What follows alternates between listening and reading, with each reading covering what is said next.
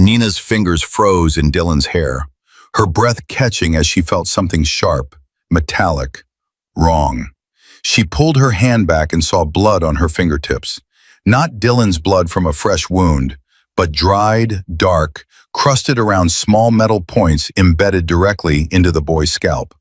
Her vision blurred. Dozens of them, deliberately placed, methodically cruel. Dylan's small voice broke the silence. "Please don't tell my dad. They said they'd hurt him too."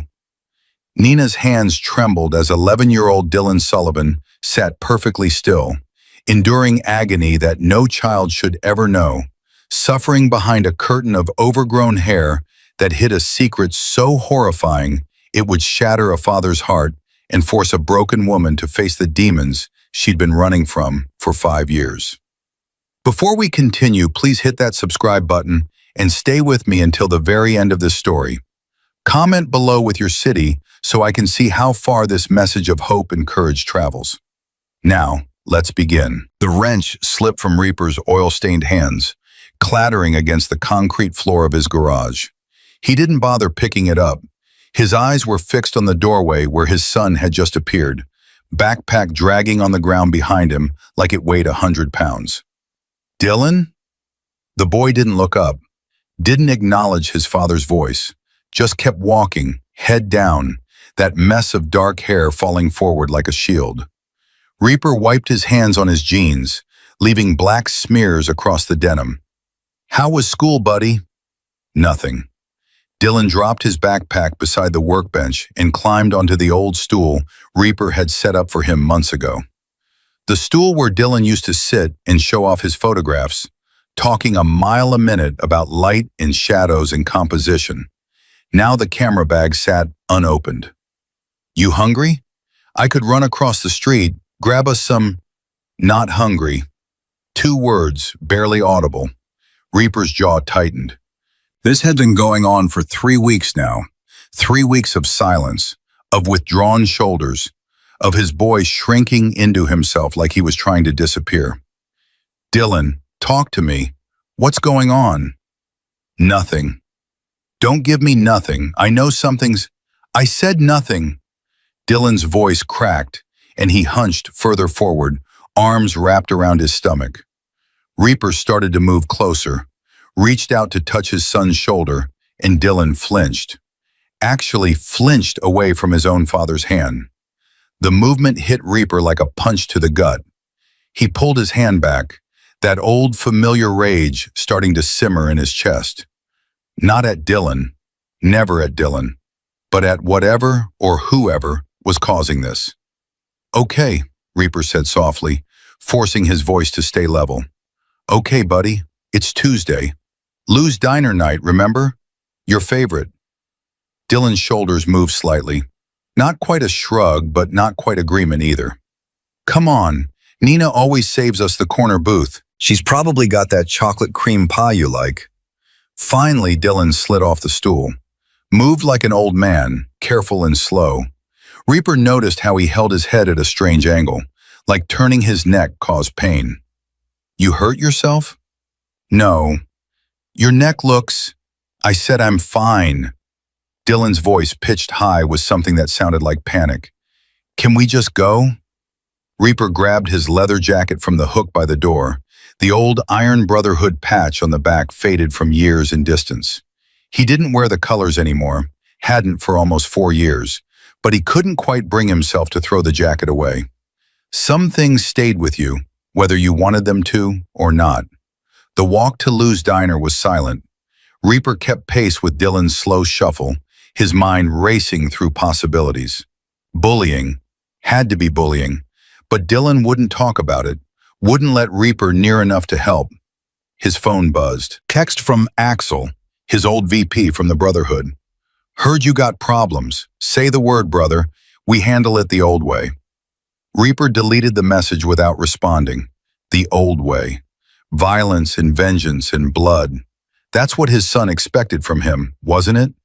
That's why Dylan was pulling away, because everyone knew what Reaper used to be, what he was capable of. The diner's bell chimed as they entered. Warm air, coffee smell, the sizzle of burgers on the grill. Lou's roadside diner hadn't changed in 30 years, and that's exactly why Reaper liked it. Consistent, safe, normal. Well, look who's here. Nina Morales emerged from behind the counter, menus in hand, that warm smile on her face that always made Reaper's chest feel strange. Right on time for Tuesday dinner. Hey, Nina. Reaper managed a smile that didn't reach his eyes. Nina's smile faltered when she looked at Dylan. Reaper saw it happen, saw her trained eye, the eye of someone who'd spent years learning to spot trouble, catch on his son's posture, the way Dylan kept his head down, the tension in his small frame. Hey there, Dylan, she said softly. Got your favorite booth already, and I might have convinced Lou to make extra whipped cream for your hot chocolate. Dylan mumbled something that might have been thanks. They slid into the corner booth, Dylan taking his usual spot, facing the wall.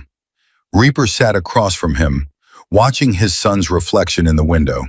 The kid looked exhausted, dark circles under his eyes, skin pale, that hair grown out wild and unkempt, when Dylan used to be so particular about his appearance. Usual? Nina asked, pulling out her order pad. Yeah, double cheeseburger for me. Dylan, you want your grilled cheese? Dylan nodded without looking up. Nina scribbled on her pad, but her eyes stayed on Dylan. Reaper caught her gaze, saw the question there, the concern. He gave a tiny shake of his head. I don't know either. Be right back with drinks, Nina said. She returned a few minutes later with Reaper's coffee and a hot chocolate topped with what had to be half a can of whipped cream. She set the mug in front of Dylan carefully, and Reaper saw her hand hover for just a moment, like she wanted to touch the boy's shoulder but thought better of it. There you go, sweetheart. Dylan reached for the mug, and his hand trembled so badly the whipped cream nearly sloshed over the side. Nina's sharp intake of breath was barely audible, but Reaper heard it. You okay, honey? Nina asked. Fine, Dylan whispered. You sure? Because... He said he's fine. Reaper didn't mean for it to come out harsh, but the frustration of 3 weeks of this was getting to him. Sorry, Nina. It's just been a rough day. No, I get it. But Nina's eyes stayed on Dylan, and Reaper recognized that look. He'd seen it on social workers' faces when they'd come to his childhood home. That careful assessment, that professional concern masking deeper worry. She walked away to put in their order, but Reaper noticed she kept glancing back at their booth. Dylan, Reaper kept his voice low. Buddy, you gotta give me something here. I can't help if you won't talk to me. Don't need help. Your hands are shaking. So something's wrong. Is it school? Kids giving you trouble? Dylan's whole body went rigid. Bingo. What are they doing? Reaper pressed. What are they saying? Nothing. Dylan, I don't want to talk about it. Dylan's voice rose, then immediately dropped to a desperate whisper. Please, Dad. Please just let it go. The fear in his son's voice stopped Reaper cold. Not just anxiety, not just embarrassment, real, bone-deep fear. Okay, Reaper said quietly. Okay, we'll let it go for now. But he wasn't letting anything go. Soon as Dylan was asleep tonight, Reaper was making calls, finding out which kids went to Dylan's school, which fathers owed him favors, which teachers might talk. One way or another, he was getting to the bottom of this. Nina brought their food, setting plates down with practiced efficiency. 1 double cheeseburger with extra pickles. 1 grilled cheese, cut diagonal just how you like it, Dylan. Dylan stared at his plate like it was poisonous. Eat, Reaper said. You barely touched breakfast. Dylan picked up half the sandwich with trembling fingers, brought it toward his mouth, and then suddenly his whole face crumpled. He set the sandwich down carefully, hands gripping the edge of the table so hard his knuckles went white. A single tear slid down his cheek, then another. Dylan? Reaper started to stand, but Dylan shook his head violently. Don't, please don't. Reaper sat back down, feeling helpless in a way that made his skin crawl. He'd faced down armed men without flinching, But watching his son cry silently across a diner table broke something inside him. Nina appeared beside their booth, a rag in her hand. "Everything okay over here?"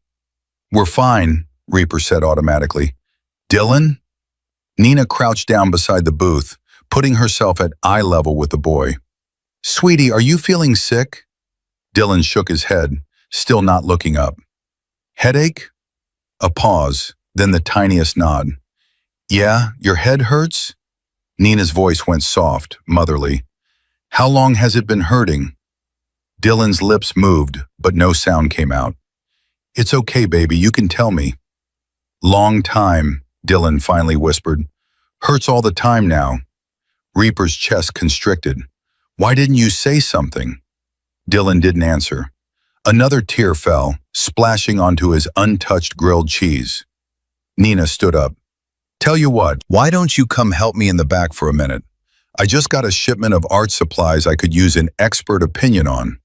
Your dad can finish his burger, and we'll get you feeling better. Sound good?" Dylan glanced at Reaper, seeking permission. "Go ahead, buddy. I'll be right here." Dylan slid out of the booth, moving like every step hurt. Nina put a gentle hand on his shoulder, or tried to. The moment her fingers made contact, Dylan let out a small, choked sound and jerked away. Nina's face went pale. Her eyes met Reaper's, and he saw something flicker there. Recognition, horror, understanding. "Come on, sweetheart," she said, her voice carefully controlled now. "Let's go look at those supplies." She led Dylan through the swinging door to the back area, and Reaper watched them go, that sick feeling in his gut getting stronger. His phone buzzed again. Another text from Axel. "Whatever it is, we're here. You know that." Reaper set the phone down, appetite gone. Through the window, he could see his reflection, could see the man he used to be hovering just beneath the surface. The enforcer, the problem solver, the one who used fists in fear to fix things. No, not this time. Dylan needed better than that, needed better than him.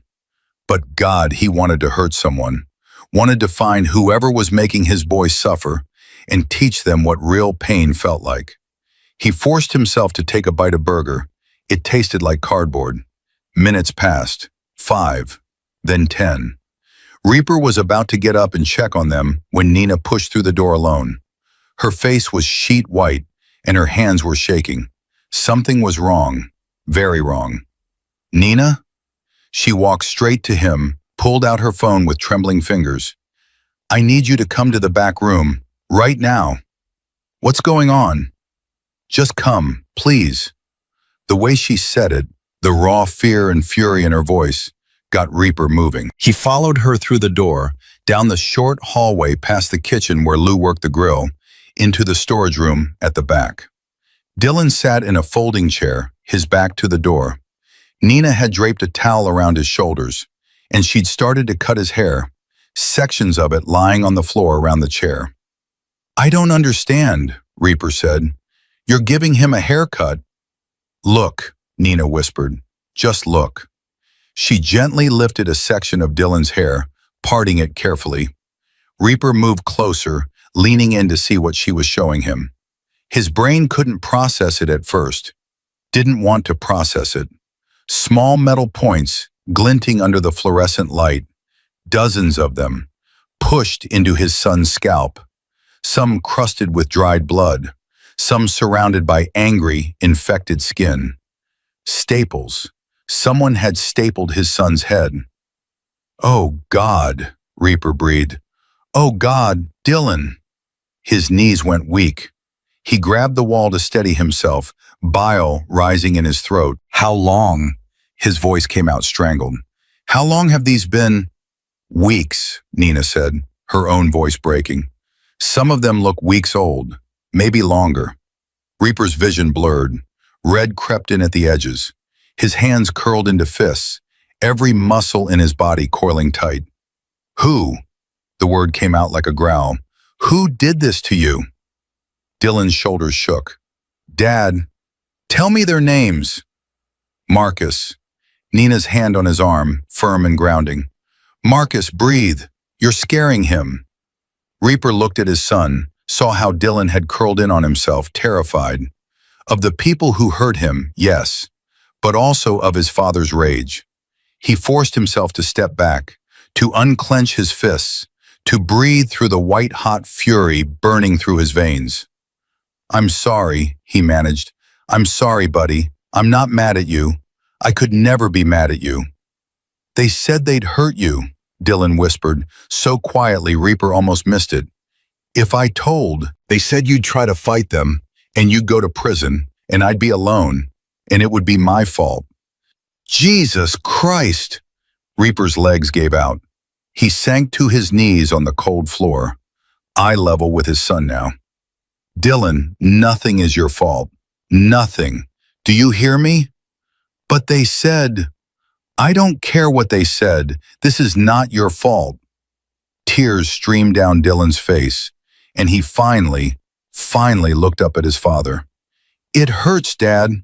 It hurts all the time." Something inside Reaper shattered. He reached out slowly, giving Dylan time to pull away, and when his son didn't flinch, he pulled the boy into his arms. Gentle, so gentle. Dylan collapsed against his chest, sobbing. "I've got you," Reaper said, his own tears falling into Dylan's hair. "I've got you, son. Nobody's ever going to hurt you again." Nina wiped her eyes, pulling out her phone. "We need to get him to the hospital. Now." "No!" Dylan pulled back, panic in his eyes. "No hospital. They'll ask questions and everyone will know. And they said if I told..." "Baby, these need to come out," Nina said gently. "They're infected. You could get really sick." "I don't care." "Well, I care," Reaper said, his voice rough. "And I'm your father, and we're going to the hospital." "Please." "No arguments. Nina's right. We go now." Nina was already on her phone, talking to someone about meeting them at the ER. Reaper stood, scooping Dylan up like he weighed nothing. The boy was too old to be carried, really, too big for it, but he buried his face in Reaper's shoulder and held on tight. "Lou," Nina called out, "I'm taking my break. Emergency." "Go," Lou's gruff voice called back. "Go, go, I got the floor." Nina grabbed her purse and car keys. "My car's closer, come on." The ride to Millbrook General took 12 minutes that felt like 12 hours. Dylan sat in the back, Reaper beside him, one arm around his son's shoulders. Nina drove, knuckles white on the steering wheel. "How many?" Reaper asked quietly. "How many staples?" "I counted at least 30 before I stopped," Nina said. "But there are more. They're everywhere." 30. Reaper's jaw clenched so hard his teeth ached. Someone had put 30 pieces of metal into his 11-year-old son's head. "They filmed it," Dylan said suddenly, his voice hollow. "Every time. Posted it online. Called it a challenge." "What?" Nina nearly swerved off the road. "They filmed themselves doing this to you?" "Chase said I was too weird for normal school. Said I needed to learn a lesson." Dylan's voice was eerily flat now, like he'd disconnected from his own words. "His friends held me down. In the gym. During PE. Nobody stopped them. Everyone just watched." Reaper couldn't speak, couldn't trust what would come out of his mouth. His whole body vibrated with rage. "Who's Chase?" Nina asked, though her tone said she already knew she wasn't going to like the answer. "Chase Hendricks. His dad's on the school board." Of course it was Hendricks's kid.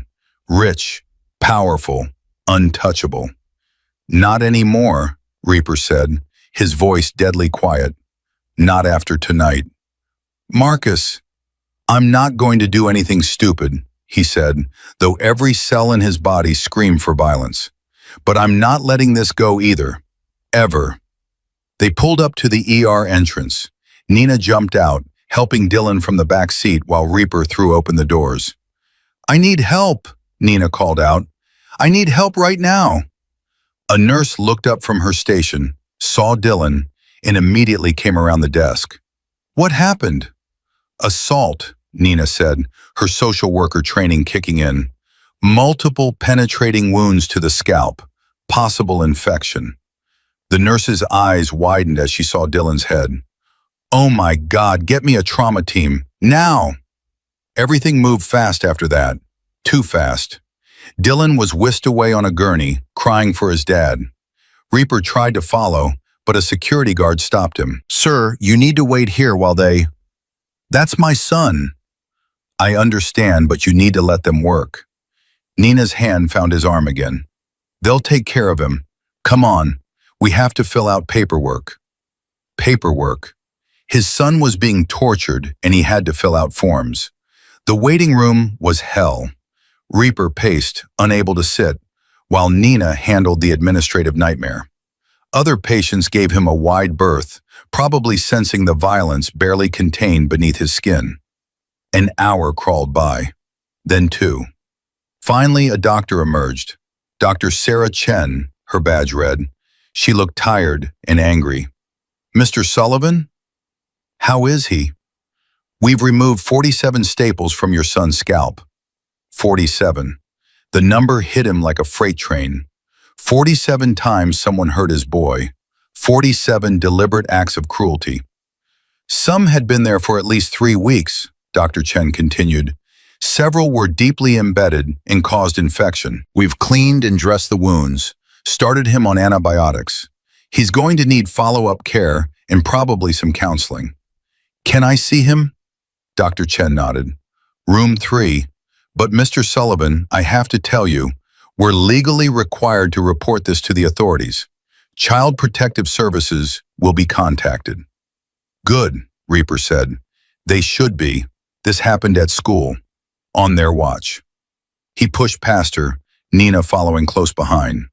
Room 3 was at the end of the hall. Dylan lay in the hospital bed, his head wrapped in white bandages, looking so small against the white sheets. Hey, buddy, Reaper said softly. Dylan's eyes opened. Dad! I'm here. Reaper pulled a chair close to the bed, taking his son's hand. I'm right here. They gave me medicine. Doesn't hurt as much now. Good, that's good. Nina stood by the door, giving them space. Reaper saw her wipe her eyes. Mr. Sullivan? A nurse appeared, holding a plastic bag. We found this in your son's jacket pocket when we were getting him changed. She handed him the bag. Inside was a photograph. Dylan alone in a school courtyard, surrounded by other kids who all had their backs turned to him, deliberately excluding him, making him invisible. Reaper turned it over. On the back in Dylan's careful handwriting, maybe if I'm quiet enough, I'll disappear. That's what they want. Maybe they're right. His vision blurred with tears. This wasn't just physical abuse. They'd gotten inside his son's head, made him think he deserved this, made him think silence was the only option. Nina, he choked out. Nina, look at this. She took the photo, read the words, and her face crumpled. Oh, God.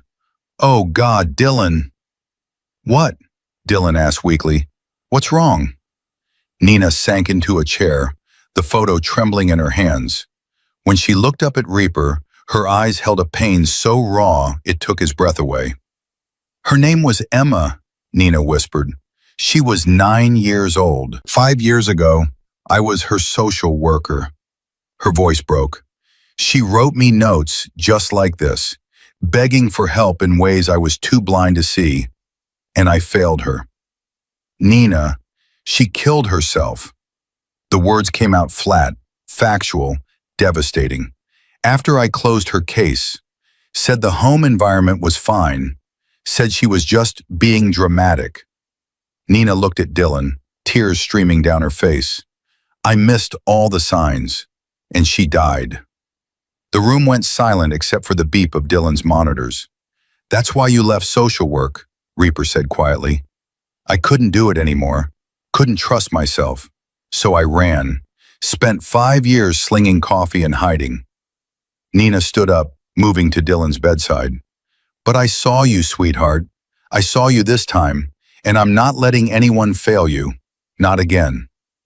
Dylan reached out with his free hand, and Nina took it. You saved me, Dylan whispered. No, baby, you saved yourself by holding on. I just listened. Reaper watched them, these two broken people finding each other in a hospital room, and something settled in his chest. A purpose, a direction. He stood up, fishing his phone from his pocket. What are you doing? Nina asked. Making calls. He headed for the door, starting with the sheriff, then the school, then a lawyer. He paused, looking back at his son. The right way. We're doing this the right way. Marcus, I know what you're thinking, that I'm going to go after these kids, handle it like I used to handle problems. He shook his head. But Dylan needs me to be better than that. Needs me to show him that justice doesn't have to come from a fist. Nina's expression softened. That takes real strength. Yeah, well, Reaper managed a grim smile. Let's see if I actually have it. He stepped into the hallway, pulling up his contacts. The old Reaper would already be on his bike, hunting down the Hendricks kid. The old Reaper would make sure everyone involved learned what happened when you messed with Marcus Sullivan's family. But the old Reaper would also lose his son in the process, would prove every teacher, every social worker, every judge right when they said he wasn't fit to raise a child. His finger hovered over Axel's number. One call. That's all it would take. The Brotherhood would handle it, and nobody would ever touch Dylan again. Instead, he scrolled to Sheriff Mendoza's number and pressed dial. Sheriff, it's Marcus Sullivan. I need to report an assault, multiple assaults, against my son. Through the window in Dylan's room, he could see Nina holding the boy's hand, both of them looking at him, trusting him, believing in him. He wasn't going to let them down. Not this time. Never again. Sheriff Mendoza arrived at the hospital 40 minutes later, her uniform crisp despite the late hour. She'd brought Deputy Chen with her, and they both wore expressions that told Reaper they'd seen the photos already. Mr. Sullivan, Mendoza shook his hand, her grip firm. Your son awake? Yeah, but he's scared, doesn't want to talk. He's going to have to. Mendoza's voice was gentle but firm. We need his statement while it's fresh. Reaper led them to Dylan's room. Nina stood when they entered, positioning herself protectively beside the bed. Dylan, these officers need to ask you some questions, Reaper said. It's okay, you're safe now. Dylan's eyes went wide with fear. They're going to tell Chase. Chase's dad knows all the cops. He said so. He said nobody would believe me.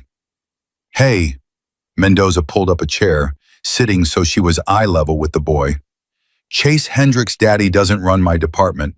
Nobody does. And I believe you, son. I saw the pictures. I saw what they did. You did? Hospital sent them over. Made me sick to my stomach. Mendoza's jaw clenched. Now I need you to tell me everything. Names, dates, where it happened. Can you do that for me? Dylan looked at his father. Reaper nodded encouragement.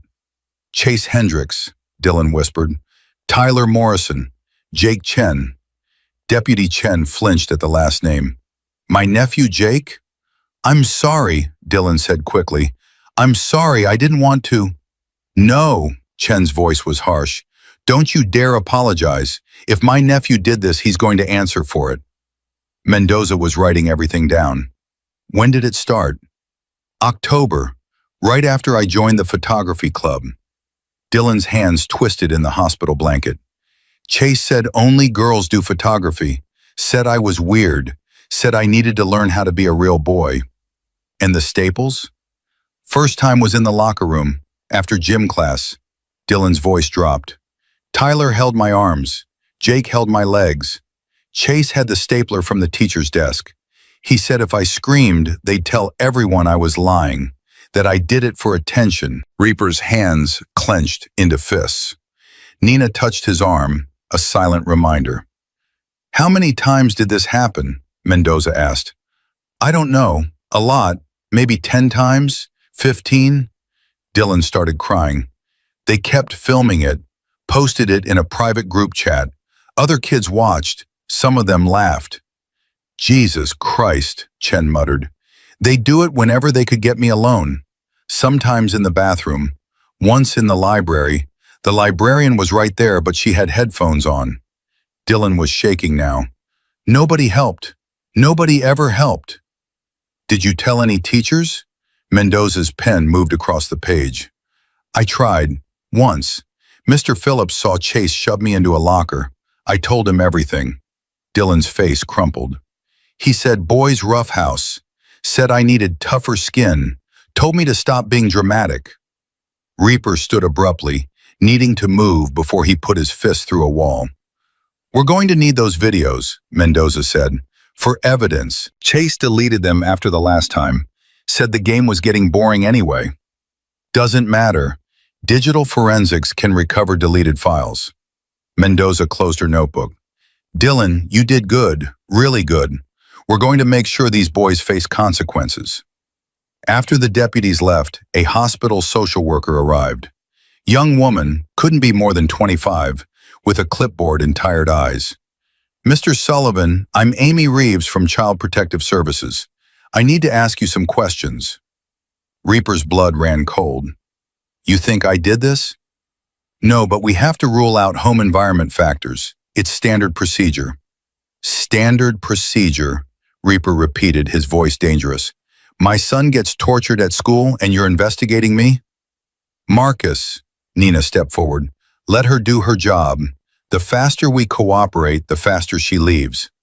The questions were invasive and humiliating. Did Dylan have his own room? Yes. Was there alcohol in the home? Some beer. Did Reaper have a criminal record? Assault charges, served 2 years, released 4 years ago. Did he have anger management issues? Look at my son, Reaper said, his voice shaking. Look at what they did to him and ask me again if I have anger issues. Amy Reeves softened slightly. Mr. Sullivan, I can see you love your son. I can see this wasn't you, but I have to complete my evaluation. Nina sat beside Dylan, holding his hand while the social worker asked him questions. Was his father ever violent at home? No. Did he feel safe with his father? Yes. Had anyone in the home ever hurt him? The only person who hurts me is Chase, Dylan said, his voice small but clear. Dad would never hurt me, ever. Finally, after what felt like hours, Amy Reeves packed up her clipboard. I'll file my report. Based on what I've seen, I don't have concerns about the home environment. How generous of you, Reaper muttered. After she left, Nina excused herself to the hallway. Reaper found her 10 minutes later, leaning against the wall, tears streaming down her face. Hey, he touched her shoulder carefully. You okay? I was supposed to save her, Nina said, her voice breaking. Emma, I was her caseworker for 6 months. 6 months of home visits, of talking to her teachers, of filing reports that said everything was fine. Nina, she told me she was sad, that the kids at school were mean. I told her it would get better. I told her to be strong. Nina's laugh was bitter. And she was strong, right up until the day she hung herself in her bedroom closet. Reaper pulled her into his arms, this woman who'd saved his son, who was falling apart from her own guilt. You didn't know, he said. I should have known. That's my job. I was trained to see the signs. Nina sobbed into his chest. I found her journal after, the one she kept hidden. Page after page of her begging for someone to notice, to help, to see that she was drowning. What happened to her bullies? Nothing. The school called it a tragedy. Said nobody could have predicted it. Swept it under the rug and moved on. Nina pulled back, wiping her eyes. Her mother sued the school district. Lost. Couldn't prove they were negligent. That's why you quit social work. I couldn't face another child. Couldn't trust myself not to miss the signs again. She looked at him, her eyes raw. But when I touched Dylan's hair tonight, when I felt those staples, it was like God giving me a second chance. A chance to actually save a child this time. You did save him, Reaper said. He wouldn't have told anyone. He'd have just kept suffering until... He couldn't finish the sentence. Didn't want to think about what might have happened if Nina hadn't been paying attention. We can't let the school bury this, Nina said, her voice hardening. We have to fight. already planning on it. At 7 the next morning, Reaper stood outside Principal Morrison's office. Dylan was still in the hospital for observation, Nina staying with him. That freed Reaper to handle business. Morrison's secretary, a pinched-faced woman named Carol, looked up when he entered. "I need to see Morrison, now." "He's in a meeting." "I don't care." Reaper pushed past her desk. "Sir, you can't just—" He opened Morrison's door without knocking. The principal sat behind his desk, coffee in hand, looking annoyed at the interruption. "Mr. Sullivan, you need to make an appointment. You need to tell me how 3 boys tortured my son on school grounds for 3 months and nobody noticed." Morrison set down his coffee. "If you're referring to the incident with Dylan—" "Incident?" Reaper's voice rose. "They put 47 staples in his head." "Please lower your voice, and please sit down so we can discuss this rationally." Reaper sat, barely. Every muscle in his body screamed to flip the desk. "I've reviewed the preliminary reports," Morrison said, "and while the behavior is certainly concerning, we have to be careful about rushing to judgment. My son is in the hospital." "I understand that, but boys at this age often engage in rough play that can get out of hand. We need to consider that your son may be exaggerating." "Exaggerating?" Reaper leaned forward. "You think he exaggerated 47 pieces of metal being shoved into his skull?" "I'm not saying he's lying. I'm saying children sometimes misremember details when they're upset. There are videos. The boys filmed it." Morrison shifted uncomfortably. "I haven't seen any videos." "That's because they deleted them, but the sheriff can recover them." "Mr. Sullivan, I understand you're upset, but we have to think about all the students involved. Chase Hendricks is a good kid from a good family. Tyler Morrison is my nephew. These boys made a mistake, yes, but ruining their futures over one incident." "One incident?" Reaper stood so fast his chair fell over. "You think this was one incident?" "Please calm down." "Don't tell me to calm down. My son told a teacher. Mr. Phillips saw Chase attacking Dylan and did nothing." Morrison's expression hardened. "Mr. Phillips reported that he saw 2 boys roughhousing. He spoke to both of them. Dylan said everything was fine. Because he was terrified. Or because nothing serious was happening." Morrison folded his hands on his desk. "Mr. Sullivan, I think you need to consider that your son might be sensitive. Given his interest in photography and art, he's not like other boys. Sometimes children who are different face normal social challenges." "Stop." Reaper's voice went deadly quiet. "Stop talking before I do something we'll both regret." "Are you threatening me?" "I'm telling you that if you try to blame my son for being tortured, we're going to have a problem." Morrison stood. "I think you should leave. When you're ready to have a civil conversation about how to help Dylan adjust better socially." Reaper was halfway across the desk before he stopped himself. Morrison stumbled backward, his face going white. "My son doesn't need to adjust," Reaper said through clenched teeth. "Your students need to stop being criminals." He walked out, slamming the door so hard the glass rattled. In the parking lot, he sat in his truck, shaking with rage. His phone rang. Nina. "How'd it go?" "Morrison's covering for them, calling it roughhousing, says Dylan's exaggerating." Nina's sharp intake of breath said everything. "Of course he is. Morrison's nephew is one of the bullies." "What?" "Tyler Morrison, the principal's nephew." Nina's voice was bitter. "This town is so small, everyone's related to someone important." Reaper slammed his hand against the steering wheel. "So what do? We pull Dylan out, homeschool him." "You serious?" "I'm certified to teach. I could do it at the diner during slow hours. Keep him safe while we figure out the legal stuff." "You'd do that?" "Marcus, I'd do anything for that boy. Anything." Something warm spread through Reaper's chest. "Okay, yeah, let's do it." He drove back to the hospital, found Nina in Dylan's room. The boy was awake, picking at breakfast he wasn't eating. "Hey, buddy, how you feeling?" "Tired. My head still hurts. The doctor said that's normal, Nina added. The wounds need time to heal. Reaper pulled up a chair. We need to talk about school. Dylan's face went pale. I don't want to go back. Please don't make me go back. You're not going back. Not there. Reaper took his son's hand. Nina's going to teach you. Homeschool. You'll study at the diner. Really? Hope flickered across Dylan's face. Really? No more Chase. No more Tyler or Jake. Just you and Nina and books and probably too much pie. Dylan actually smiled.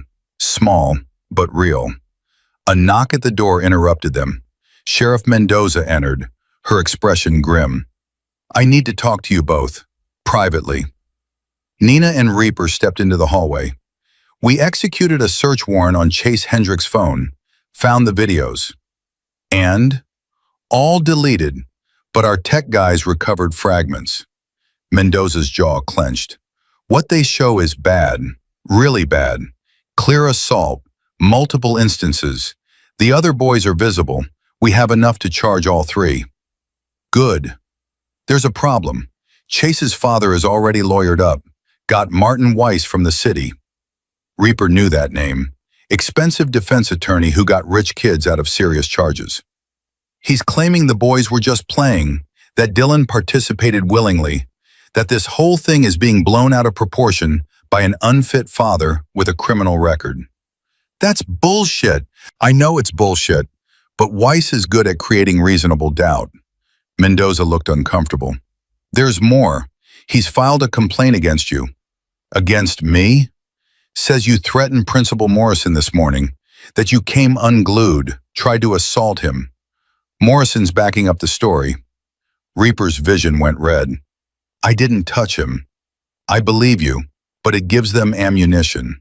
They're going to paint you as violent and unstable. Argue that Dylan's afraid of you, that he made up the bullying story to get attention. Nobody's going to believe that. You'd be surprised what a good lawyer can make people believe. Mendoza touched his arm. You need to be squeaky clean from here on out. No confrontations, no threats, nothing they can use against you. After she left, Reaper stood in the hallway, feeling the walls close in. They were going to get away with it. These rich kids were going to torture his son and walk away clean. Marcus, Nina appeared beside him. Don't. Don't what? Don't do what you're thinking. I can see it in your eyes. They're going to walk, Nina. Morrison's protecting them. Hendricks has the best lawyer money can buy. They'll claim Dylan's lying and I'm crazy, and that'll be the end of it. Maybe, or maybe we fight smarter. Nina pulled out her phone. I still have contacts from my social work days. People who handle cases the system fails. Let me make some calls. What kind of people? The kind who know how to work the media, how to apply pressure, how to make sure this doesn't just disappear. She met his eyes. We can't fight them with fists, but we can fight them with truth. Reaper wanted to argue, wanted to get on his bike, ride to the Hendricks mansion, and teach that man what happened when you raised a monster. But Dylan's words echoed in his head. Be the person Mom said you'd never be. Be better. Okay, he said. We do it your way, for now. That night, Dylan was discharged with pain medication and strict instructions to follow up in a week. Reaper carried him to the truck, Nina following with the paperwork and prescriptions. Can we go to the diner? Dylan asked. I don't want to go home yet. Sure, buddy, whatever you want. Lou's roadside diner was quiet on a Wednesday night. Lou himself came out from the kitchen when they arrived, his weathered face softening when he saw Dylan. Hey, kid, heard you had a rough time. Dylan nodded, not meeting his eyes. Well, you're safe here. Always. Lou cleared his throat gruffly. Nina tells me you're going to be studying here now. I set up a corner for you. Desk, good light, everything you need. Really? Really, consider it your office. Dylan smiled and something in Reaper's chest eased slightly.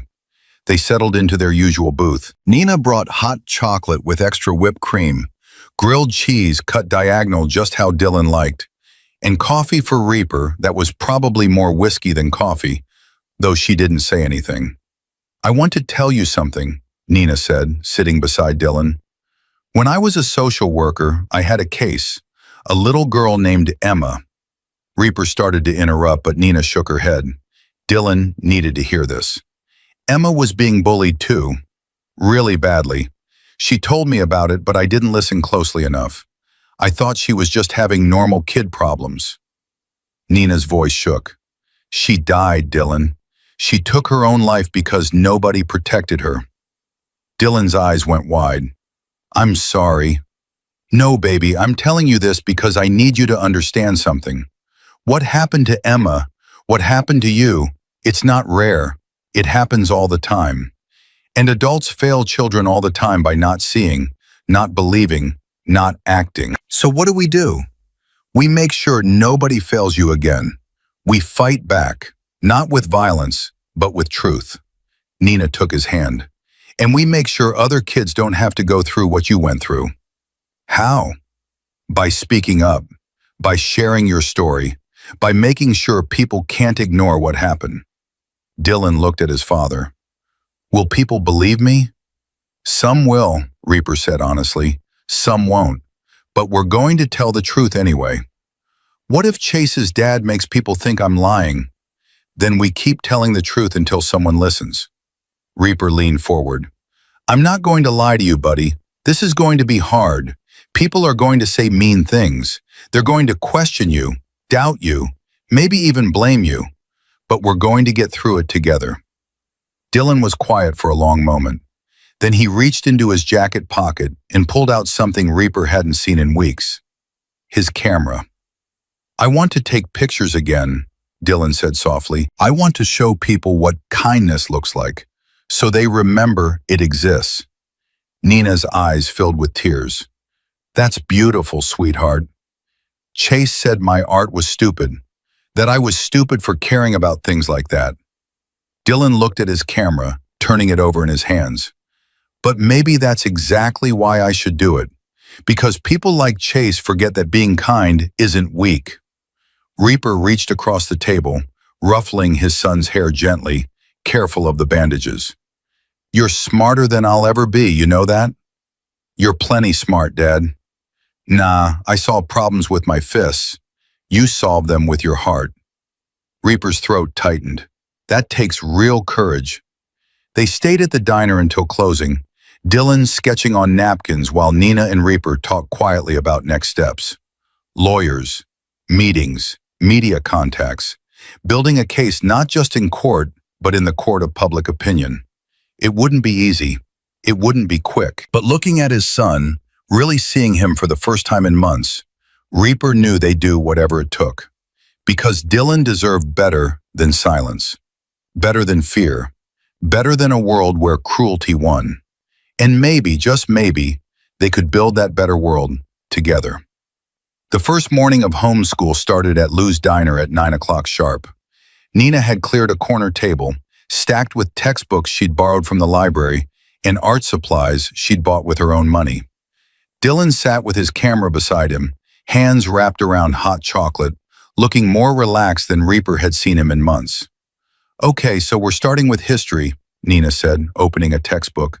"But we're doing it different. I want you to photograph things around town that tell Millbrook's story. The old buildings, the people who've been here forever. Make history come alive." Dylan's eyes lit up. "Really? That counts as homework?" "Everything counts as homework when you're learning to see the world clearly," Nina smiled. "Now eat your breakfast. Can't learn on an empty stomach." Reaper watched from the counter, sipping coffee Lou kept refilling. 2 weeks had passed since the hospital. 2 weeks of healing wounds and growing hair, and slowly, carefully, rebuilding what had been broken. The bell over the door chimed. Mrs. Chen walked in, her face tight with anger. She marched straight to Reaper. "My nephew confessed," she said without preamble. "Everything, the staples, the filming, all of it. He's been having nightmares, can't sleep, finally broke down and told his mother. And his mother is furious with him, as she should be, but she's also scared." Mrs. Chen's voice dropped. Martin Weiss told them if Jake testifies against Chase and Tyler, he'll make sure Jake gets charged as an adult. Says he'll paint him as the ringleader. Reaper's jaw clenched. Jake's 12 years old. Weiss doesn't care. He's protecting the Hendricks family, and he'll destroy anyone who gets in the way. Mrs. Chen pulled out a business card. But I know someone who might help. Prosecutor out of the state capitol. She specializes in cases like this. Cases where local politics get in the way of justice. Reaper took the card. Elena Rodriguez, Assistant District Attorney. Thank you. Mrs. Chen looked over at Dylan, who was showing Nina something on his camera. That boy deserves better than what this town gave him. We all do. After she left, Reaper called the number. Rodriguez answered on the second ring, her voice sharp and professional. Ms. Rodriguez, my name is Marcus Sullivan. My son was assaulted repeatedly at Millbrook Middle School, and the local system is protecting his attackers. Tell me everything. Reaper did. 47 staples, 3 months of torture, videos, a principal who called it roughhousing, a defense attorney threatening witnesses. Rodriguez was quiet for a long moment. I'll need to see the evidence. Medical records, police reports, everything. Can you get that to me by tomorrow? Yes. Good, because if what you're telling me is true, we're not just looking at assault, we're looking at conspiracy to obstruct justice. Her voice hardened. And I don't care whose nephew is involved. Hope flared in Reaper's chest for the first time in weeks. That afternoon, Dylan worked on his photography project while Nina taught him about composition and light. Reaper sat nearby pretending to work on invoices, but really just watching his son smile. Dad? Dylan looked up from his camera. Will you come with me tomorrow to take pictures at the church? Reaper shifted uncomfortably. Why the church? Because Nina says Father Rodriguez helped her after Emma died. I want to photograph people who help other people. Nina caught Reaper's eye, gave him a gentle nod. Yeah, buddy, I'll come. The next morning they drove to St. Anthony's, a small brick church on the edge of town. Father Rodriguez met them at the door, a man in his 60s with kind eyes and calloused hands. Marcus, good to see you again. Father. And you must be Dylan. Father Rodriguez knelt down to the boy's level. Nina told me about your project. I think it's wonderful. Can I take your picture? Of course, though I warn you, I'm not very photogenic. Dylan raised his camera, studied Father Rodriguez through the viewfinder, then clicked. You have good eyes, sad but good. Father Rodriguez laughed. Out of the mouths of babes. Come on, I'll show you around. While Dylan photographed the church, Father Rodriguez pulled Reaper aside. Nina tells me you're struggling. I'm fine. Marcus, I've been doing this a long time. I know what fine looks like, and you're not it. Father Rodriguez sat on a pew, gestured for Reaper to join him. Talk to me. Reaper sat, the wood hard beneath him. I want to hurt them. The kids who did this, their parents, the principal. I want to make them pay. That's understandable. Is it? Because Nina keeps telling me violence isn't the answer, that I need to be better.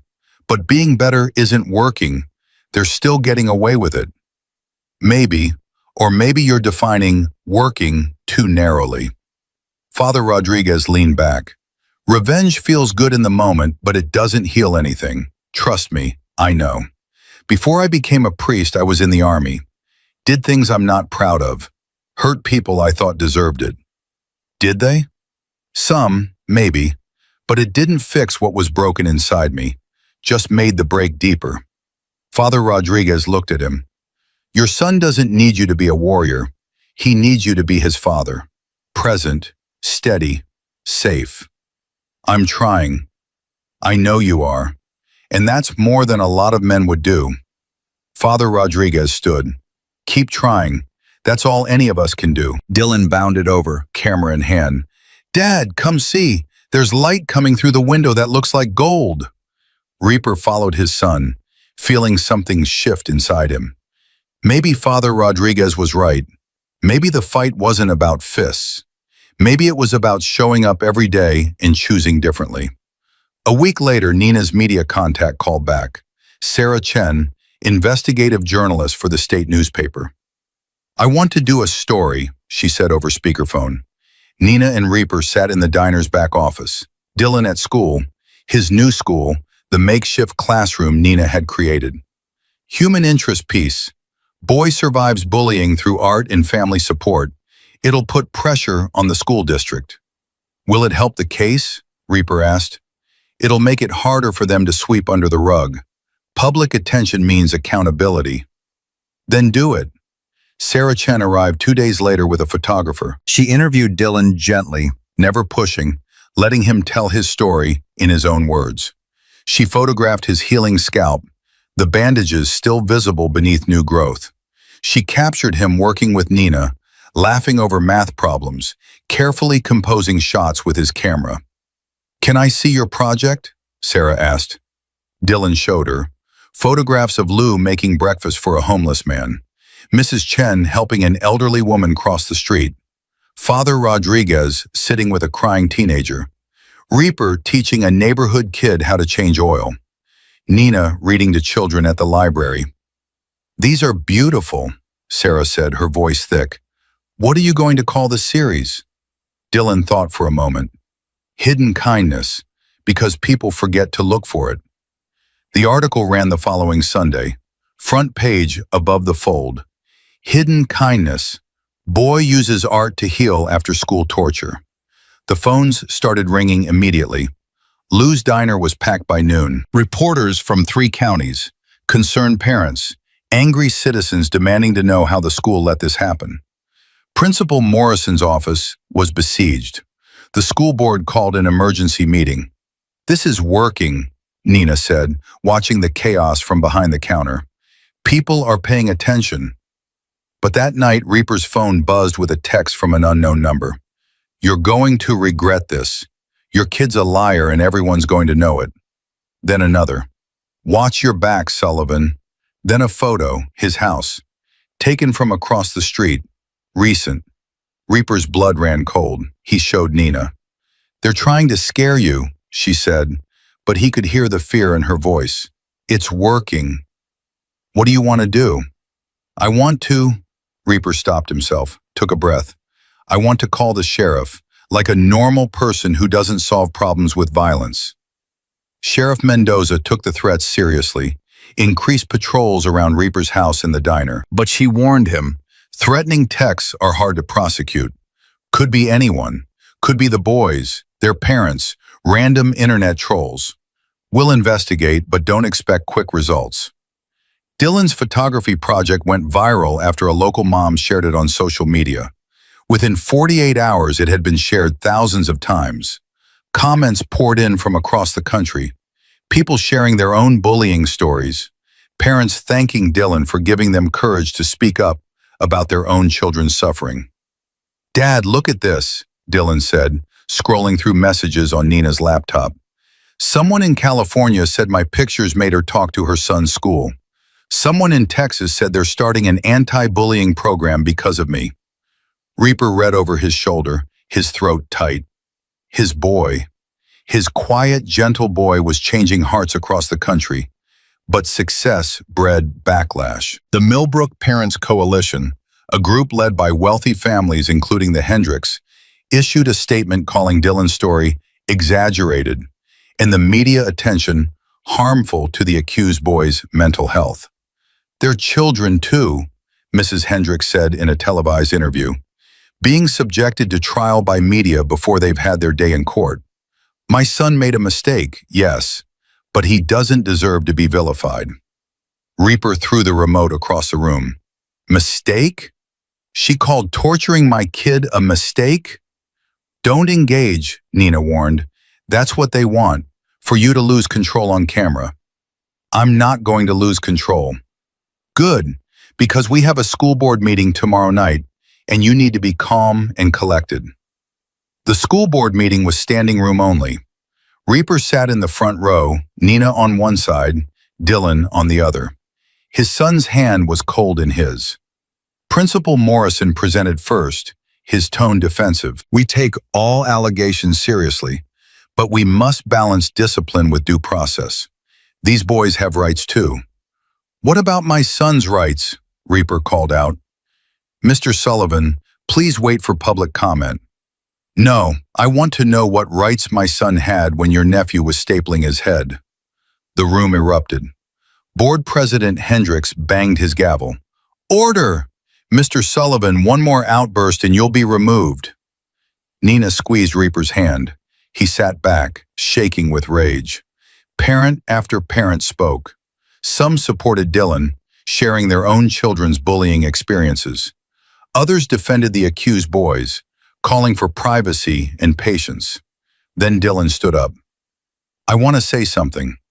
The room went quiet. All eyes on this small boy with his healing scalp in steady voice. I was scared to tell anyone because I thought nobody would believe me. I thought I deserved it because I'm different. I like art and photography instead of sports. I cry sometimes. I'm not tough like other boys. Dylan's voice shook, but didn't break. But I learned something. Being kind isn't weak. Standing up for yourself isn't mean. And asking for help doesn't make you a baby. He looked directly at Board President Hendricks. Your son hurt me because he could. Because nobody stopped him. Because adults looked the other way and said, boys will be boys. Dylan's hands clenched into fists. But I'm not staying quiet anymore, and I hope other kids won't either. The room exploded in applause. Hendricks's face went purple with rage. After the meeting in the parking lot, Reaper saw Chase Hendricks for the first time since the hospital.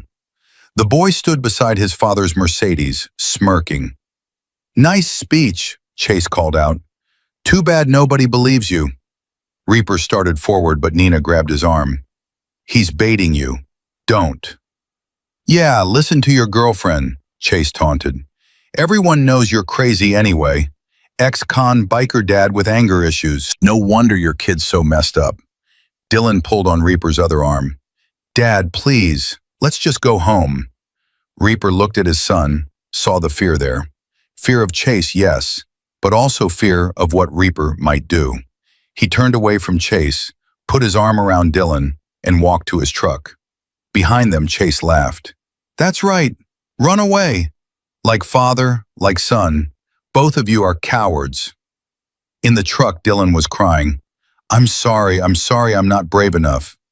Hey, Reaper pulled over, turned to face his son. What you did in there, speaking in front of all those people? That's the bravest thing I've ever seen. You're braver than I'll ever be. But I was scared. Being brave doesn't mean not being scared. It means being scared and doing it anyway. Reaper wiped Dylan's tears. I'm so proud of you, buddy. So damn proud. 2 days later, Dylan received a Facebook message from Kyle, a boy from his old class. Hey, some of us are playing basketball at the park. Want to come? We miss you. Dylan showed Reaper and Nina. It's probably a trap, Reaper said immediately. Or maybe it's real, Dylan countered. Kyle was always nice to me. He never participated in the bullying. I don't like it.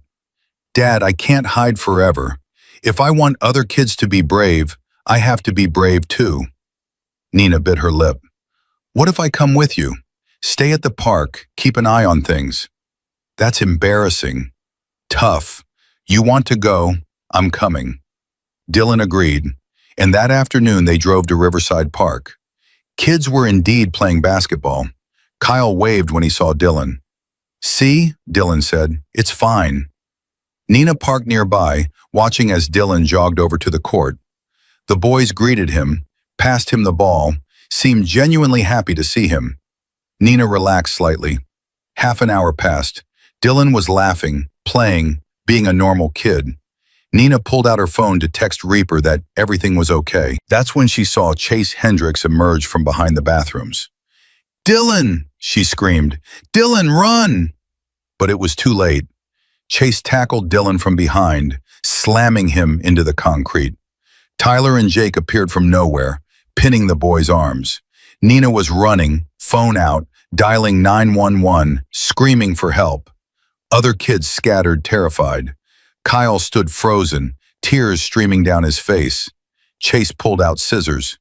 "You think you're so special?" he snarled, grabbing Dylan's hair.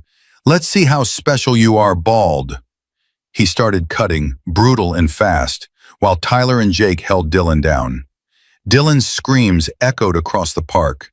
Nina reached them, throwing herself at Chase, knocking him sideways. The scissors clattered away. "Get off him!" she yelled, pulling at Tyler. "Get off!" Tyler shoved her hard. Nina fell, hitting her head on the basketball pole. Stars exploded in her vision. Chase kicked Dylan in the ribs. Once, twice. "Freak! Tattletale! This is what you get." Then sirens. Police cars screaming into the parking lot. The boys ran, but officers caught them before they reached the street. Nina crawled to Dylan, who lay curled on the ground, hair hacked short, bleeding from his mouth, making horrible wheezing sounds. "Hold on, baby, hold on. Help is coming."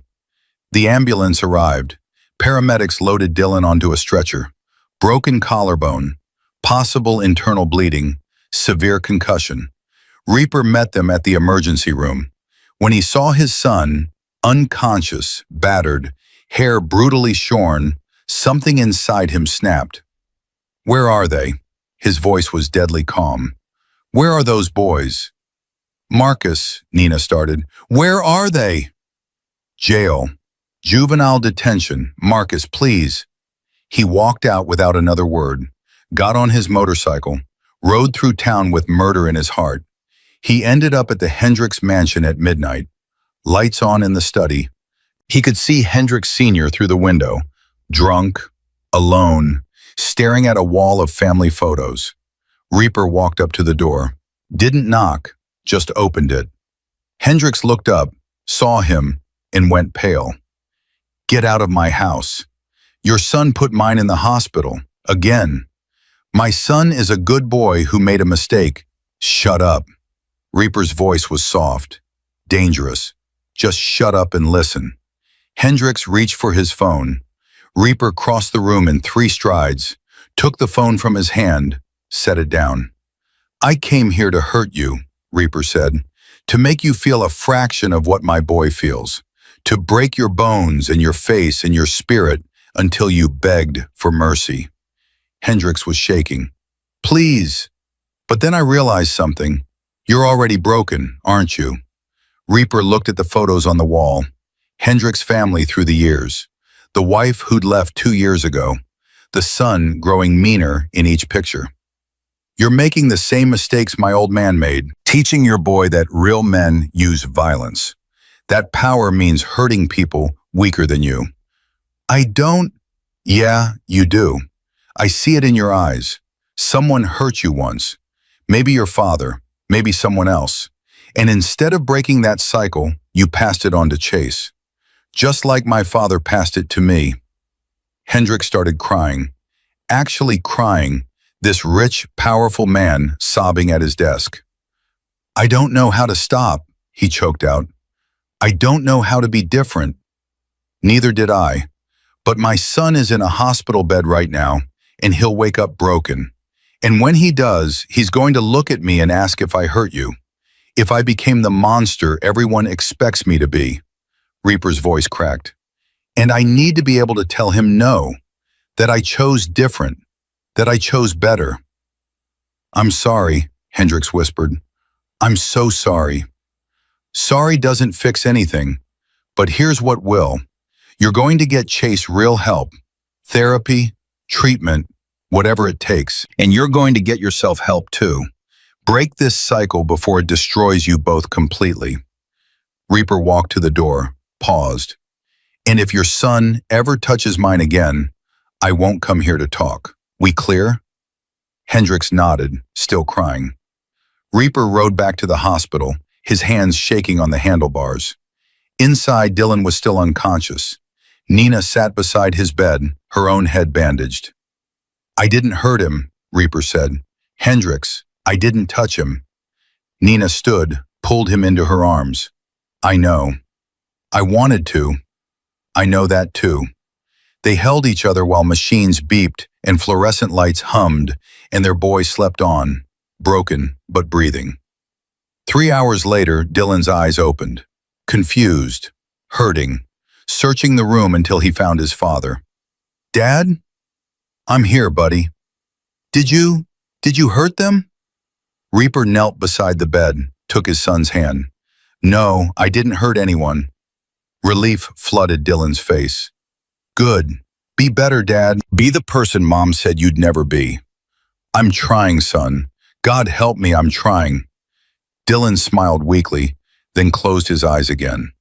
But his hand stayed tight in Reaper's, trust and love in that small grip. And Reaper knew, looking at that hand, that he'd made the right choice. That being better was harder than being violent, but it was the only choice that mattered. The hospital kept Dylan for 3 days.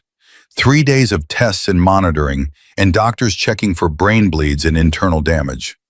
Reaper slept in the chair beside his son's bed, refusing to leave even when nurses insisted he needed rest.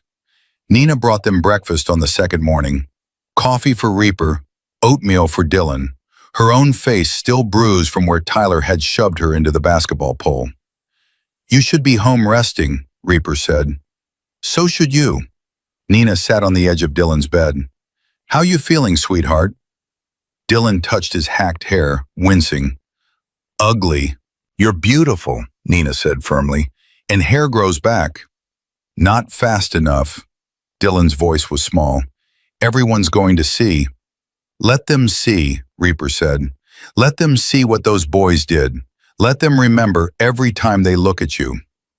"But I don't want to be the victim everyone stares at." "Then don't be." Nina pulled out her phone, showed Dylan something. "Look at this." It was a news article. "Second attack sparks county-wide investigation into school bullying." Dylan read it, his eyes widening. "They're investigating?" "State superintendent ordered it. After the park attack, they can't ignore it anymore." Nina scrolled down. "And look at the comments. Thousands of people supporting you. Parents demanding change. Teachers admitting they missed signs." "Really? Really? You started something, Dylan. Something bigger than you know." A knock on the door interrupted them. Sheriff Mendoza entered, followed by Assistant District Attorney Rodriguez. "Dylan, Mr. Sullivan." Rodriguez shook Reaper's hand. "I've reviewed everything. Medical records, videos, witness statements. We're charging all 3 boys with felony assault." "Felony?" Reaper's eyebrows rose. This wasn't simple battery. This was premeditated, repeated assault causing serious bodily harm. Add in the social media component, the conspiracy to intimidate witnesses, and we've got a strong case. Rodriguez's expression was fierce. "Martin Weiss can lawyer up all he wants. I've never lost a case this clear-cut." "What about the school?"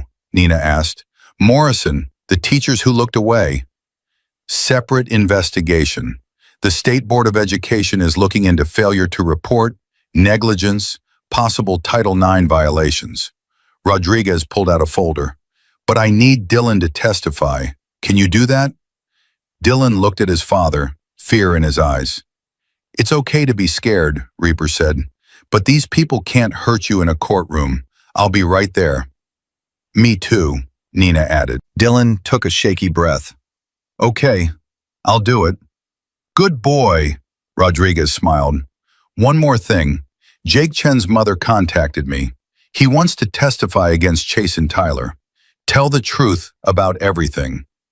"Jake?" Dylan's voice went high. "But he was one of them." "His mother says he's been having nightmares, panic attacks, can't sleep, can't eat. He finally told her everything, said he can't live with the guilt." Rodriguez leaned forward.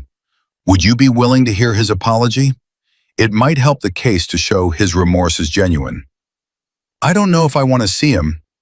"You don't have to decide now. Think about it." After they left, Dylan was quiet for a long time. "What are you thinking?" Reaper asked. "Emma, Nina's girl. She didn't get justice, did she?" "No. And now I'm getting it because people are watching, because the news made them care." Dylan's voice cracked. That's not fair. Life's not fair, buddy.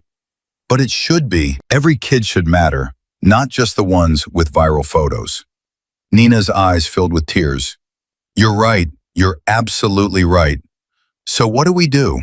Dylan looked between them. How do we make sure other kids like Emma don't fall through the cracks? Reaper looked at Nina, saw the same thought forming. We make them impossible to ignore, Nina said slowly. We create something that forces people to pay attention. The idea started small. A support group for bullied kids, meeting at the diner once a week. Nina would facilitate using her social work background. Dylan would teach photography, help kids document their stories. But when word spread, the response was overwhelming. Within a week, 15 kids signed up, then 30, then 50. We can't fit 50 kids in the diner, Lou said, but he was smiling. But my buddy owns that old community center on 5th. Been empty for years. We could use that. The community center needed work. The roof leaked, the floors were warped, the walls needed paint. Reaper organized a work party, calling in favors from his old Brotherhood brothers who'd gone straight. Axel showed up first, truck loaded with supplies. Heard you needed help. Thought you were done with me after I went soft. You didn't go soft, you grew up. Axel clapped him on the shoulder. About damn time. They worked for 2 weeks straight, repairing, painting, building. Other fathers joined them. Men who'd heard about Dylan, who had their own kids struggling, who were tired of feeling helpless. Mrs. Chen came with Jake. The boy had lost weight, dark circles under his eyes. He wouldn't look at anyone. He wants to help, Mrs. Chen said. Wants to do something good to balance out what he did wrong. Reaper wanted to say no, wanted to tell this kid who'd hurt his son to get lost. But he remembered Hendrix, crying in his study, broken by his own failures. Fine, grab a paintbrush. East wall needs 2 coats. Jake worked in silence all day, tears streaming down his face as he painted. At sunset, he approached Reaper. Mr. Sullivan, can I talk to Dylan? He doesn't want to see you.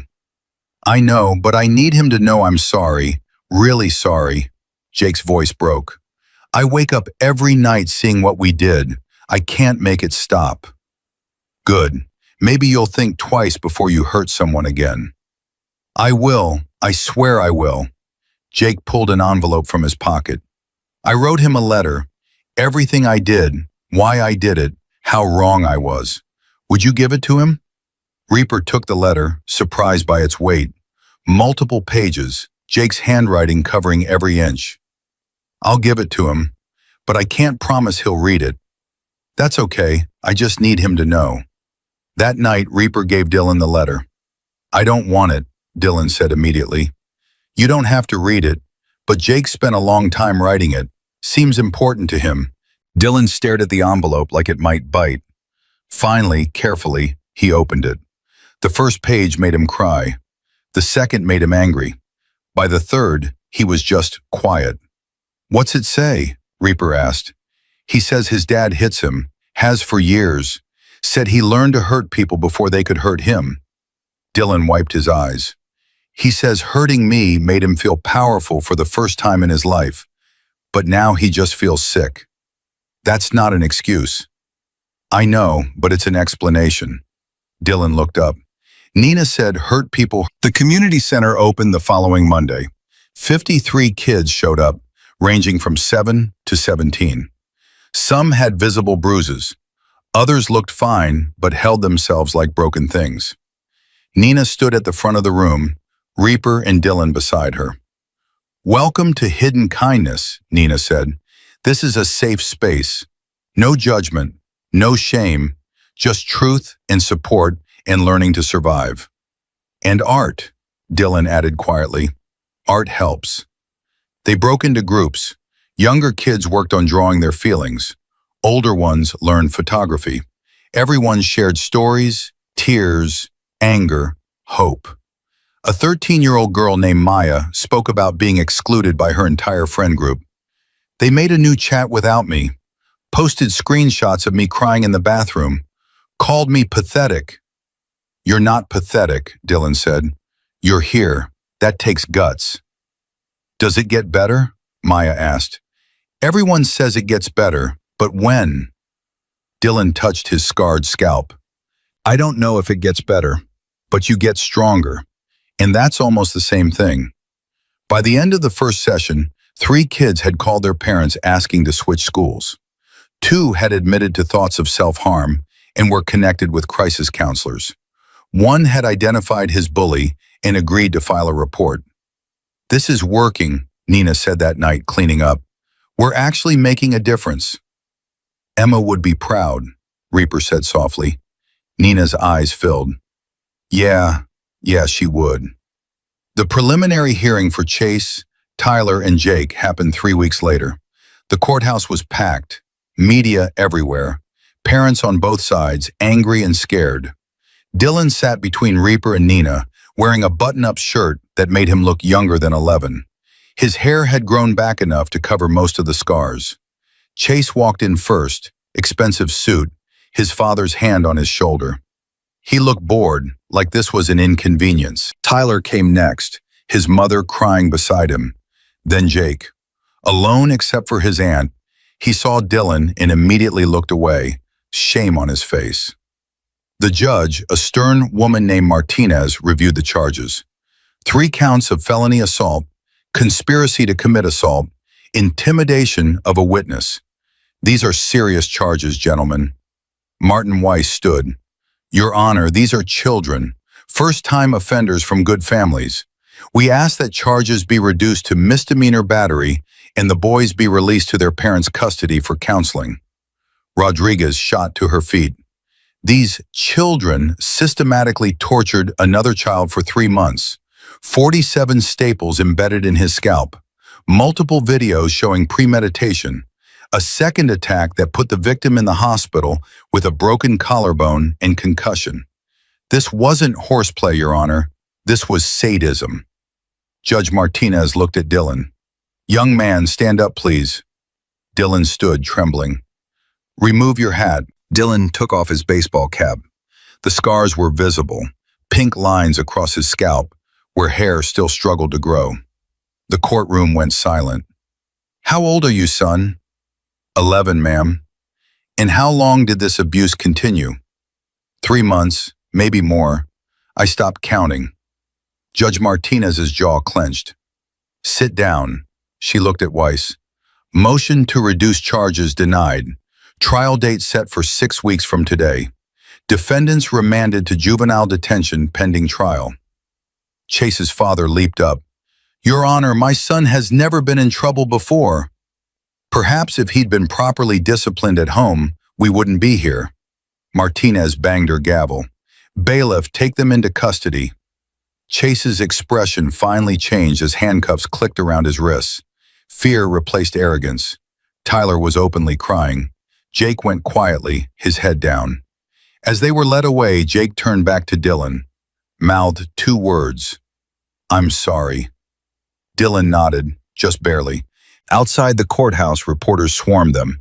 Dylan, how do you feel about the judge's decision? Are you satisfied with the charges? What do you want to say to other bullying victims? Dylan looked at his father, seeking permission. Reaper nodded. I want to say it's okay to be scared, Dylan said, his voice small but steady. I was scared for a long time, too scared to tell anyone. But staying silent just made it worse. He took a breath. If you're being hurt, tell someone. Keep telling until someone listens. And if you see someone being hurt, don't just watch. Be brave enough to help. What about the boys who hurt you? Do you forgive them? Dylan was quiet for a long moment. I don't know. Maybe someday. But forgiveness isn't forgetting, and they still have to face consequences. That night, Dylan's statement aired on every local news channel. By morning, it had gone national. The phone calls started again, but this time they were different.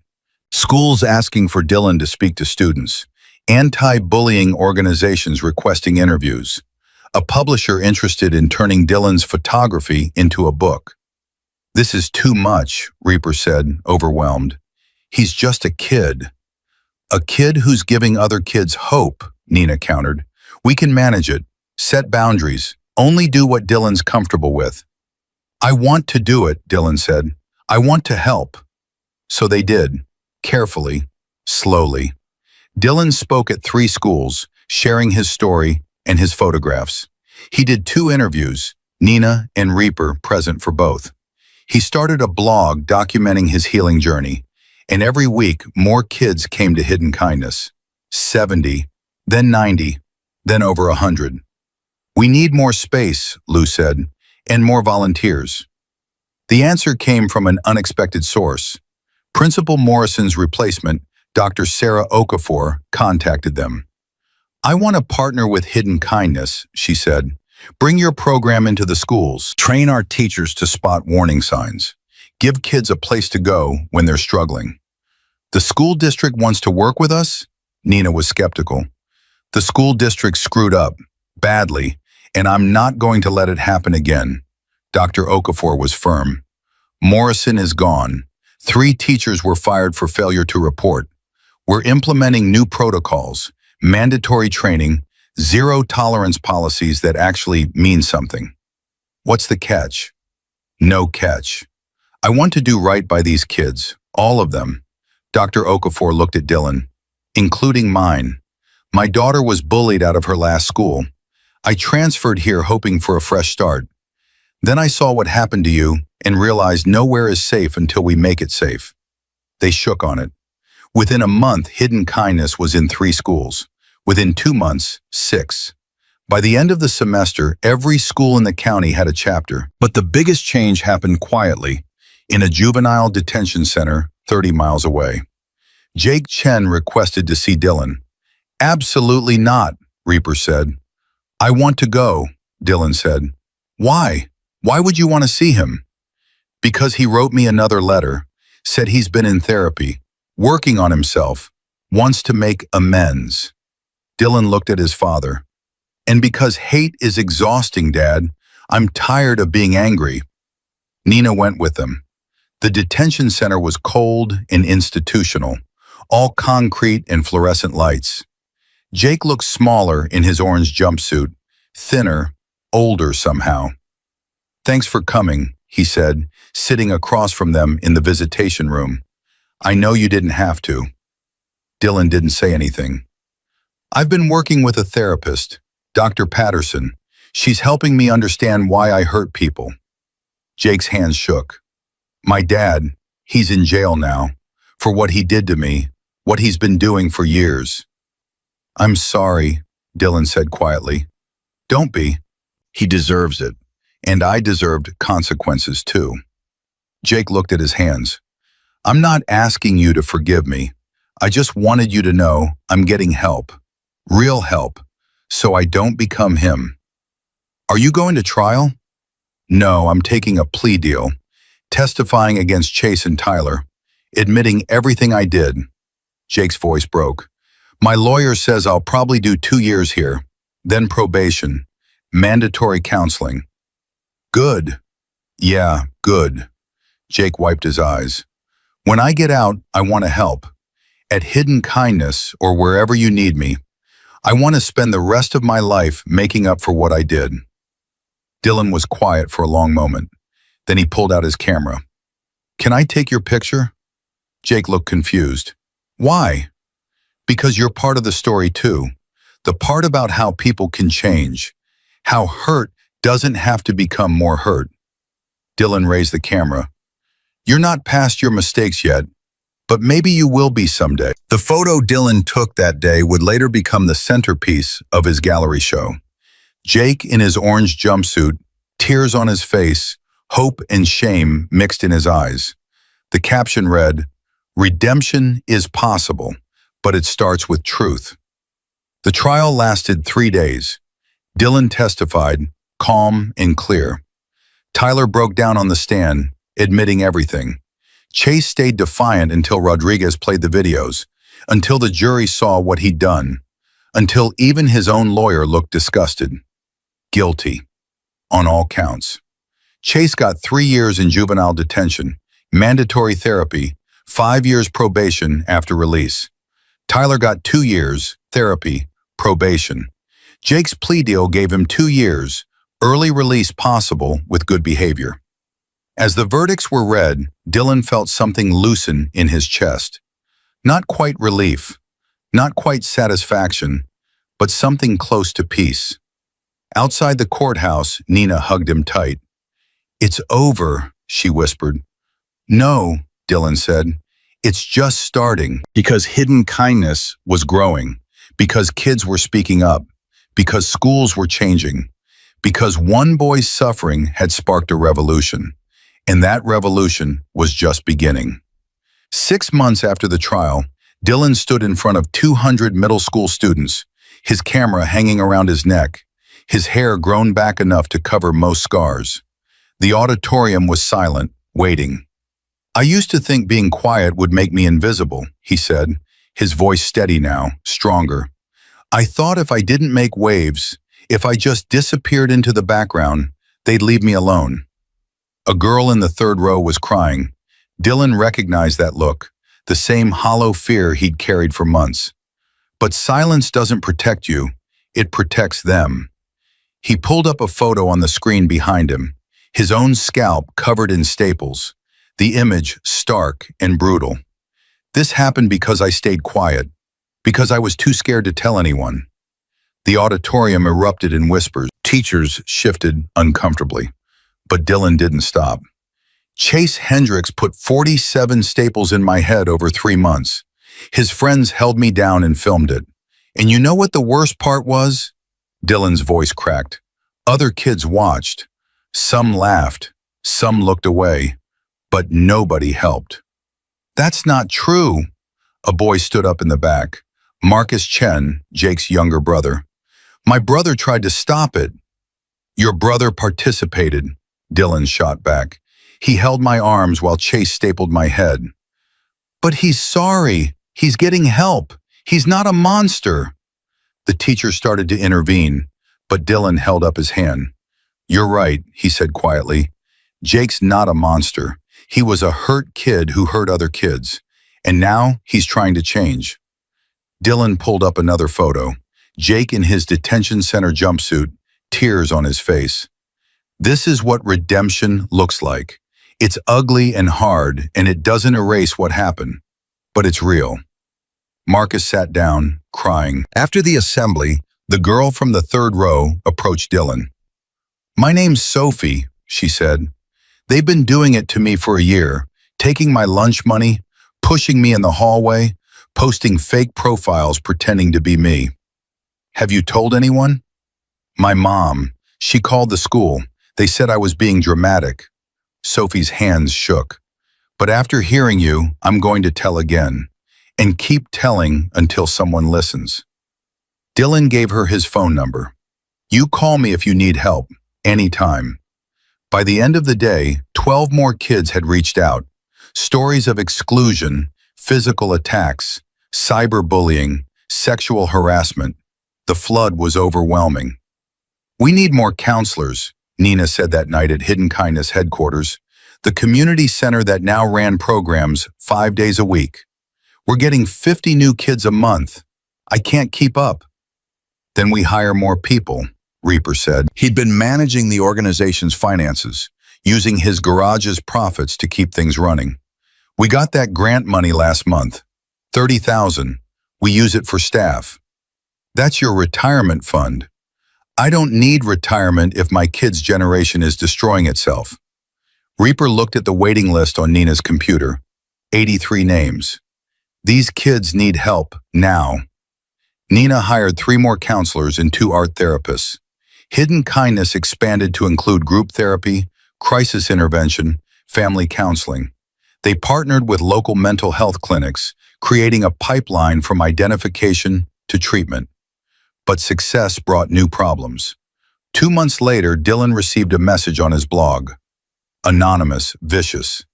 "You think you're so special? You're just a snitch who got lucky. Wait until the spotlight fades. Then we'll see how brave you are." Then another. "Your dad can't protect you forever. Neither can your girlfriend's mom." Then a photo. Dylan leaving school, crosshairs photoshopped over his face. Reaper called Sheriff Mendoza immediately. "We're taking it seriously," she assured him. "Cybercrimes Division is tracking the IP address. But these cowards use VPNs, proxies. Could take weeks to find them." "We don't have weeks. My son is terrified." Dylan was indeed terrified. He stopped going to school assemblies, stopped checking his blog, started having nightmares again, waking up screaming about staples and scissors. "I can't do this anymore," he told Nina one night, crying in the diner's back room. "I thought it was over. I thought we won." "You did win. The boys who hurt you are in detention. But there's always more. More bullies, more kids getting hurt, more people who think violence is the answer." Dylan's voice rose. "What's the point? We can't save everyone." Nina pulled him close. "No, we can't. But we save who we can. One kid at a time. The way someone saved you. You saved me because I failed Emma, because I couldn't live with failing another child." Nina wiped his tears. "You know what Emma's mom told me at the funeral? She said Emma would have wanted her death to mean something, to protect other kids. Did it? It does now. Through you, through hidden kindness, through every kid who speaks up because you showed them how." Nina's voice was fierce. "Emma's death broke me, but your survival is putting me back together." The cybercrimes unit traced the threatening messages to a student at Dylan's old school. 14-year-old boy, friend of Chase's older brother. He'd been harassing Dylan for months, planning something worse. "We found manifestos on his computer," Sheriff Mendoza told Reaper. "Plans for a physical attack. He'd been watching Dylan's schedule, knew his routes." Reaper's blood ran cold. "Is he in custody?" "Yes, psych evaluation ordered. His parents are cooperating." Mendoza paused. "Mr. Sullivan, this isn't going to stop. Dylan's high profile now. There will always be someone angry about what he represents. So what do I do? Hide him? Pull him out of everything he's built? Or you teach him to live with it? Teach him that fear doesn't mean stop. It means be careful and keep going." That night, Reaper sat with Dylan in the garage where this all started. "I can't promise nobody will ever try to hurt you again," Reaper said. "I wish I could, but the world's full of broken people passing their pain around. So I just accept it? No, you accept that evil exists and you choose to fight it anyway." Reaper put his arm around his son. "You know what real courage is? It's not being unafraid. It's being scared and doing the right thing anyway. Like you going to Hendricks' house and not hurting him? Yeah, like that. Every part of me wanted blood, but you needed me to be better."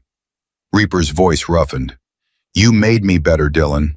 Every day you make me choose different. I'm tired of being brave." "I know, buddy. I know." They sat in silence, the familiar smell of motor oil and metal surrounding them. Finally, Dylan spoke. "I want to do the gallery show, the one at the art center downtown. They asked 6 months ago and I said, no." "You sure?" "No, but I'm doing it anyway." The gallery show opened 3 weeks later. Hidden Kindness, A Journey Through Pain to Hope, featured 60 of Dylan's photographs.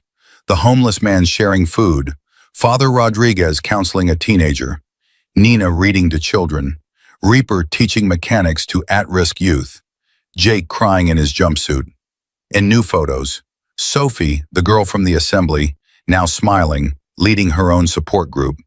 Marcus Chen volunteering at Hidden Kindness, honoring his brother's redemption by helping others. Dr. Okafor implementing new school policies. The community center packed with kids healing together. The opening night was chaos. Media everywhere, art collectors, school administrators, parents, and kids. So many kids who'd been helped by Hidden Kindness, coming to show support. Mayor Harrison gave a speech. Dylan Sullivan took the worst thing that ever happened to him and transformed it into hope for thousands. He showed us that one person can change everything. But the most powerful moment came from an unexpected guest. Chase Hendricks' mother. She approached Dylan slowly, her face ravaged by grief and shame. "I need to say something," she said, her voice shaking. "And you don't have to listen. You don't owe me anything." Dylan looked at his father. Reaper nodded. "My son is a monster. I made him that monster." Mrs. Hendrick's tears fell freely. "I saw the signs. The cruelty to animals when he was little. The way he talked about kids at school. The violent video games. The anger. The entitlement. I saw it all and told myself boys will be boys." "Why are you telling me this?" "Because you need to know it wasn't your fault. Nothing you did made you deserve what happened." Mrs. Hendricks pulled out an envelope. "Chase wrote you a letter. His therapist suggested it as part of his treatment. He wanted me to give it to you." Dylan took the letter but didn't open it. "Is he getting better?" Dylan asked. "Is he changing?" "I don't know. He's in therapy 5 days a week. Medication for impulse control. Anger management classes." Mrs. Hendrick's voice broke. "But I don't know if sorry can fix what he broke." "Maybe not, but trying is better than not trying." After she left, Nina found Dylan staring at Chase's letter. "You going to read it?" "Eventually. Not today." Dylan set it aside. "Today's about moving forward, not looking back." The gallery show ran for 6 weeks, attracting over 5,000 visitors. 3 of Dylan's photographs sold, the money donated to Hidden Kindness. A publisher from New York offered a book deal. A documentary filmmaker wanted to tell Dylan's story. But the real impact was quieter. A mother in Ohio saw Dylan's photos online and recognized her son's withdrawn behavior. Got him help before he reached crisis point. A teacher in Tennessee implemented Hidden Kindness principles in her classroom. Bullying incidents dropped 70%. A school board in Arizona adopted Dylan's See Something, Say Something protocol. Mandatory reporting for all staff, no exceptions. 1 year after the trial, Hidden Kindness operated in 43 schools across 6 states. Over 2,000 kids had gone through the program. Suicide rates among participating students dropped 42%. Bullying reports increased because kids finally felt safe speaking up. And Dylan? He was 13 now, taller, his hair fully grown back, scars visible only if you knew to look for them. He still photographed kindness, still spoke at schools, still answered calls from scared kids at 2 in the morning. But he also laughed, played video games, had friends, went to movies, lived like a normal teenager, except he wasn't normal.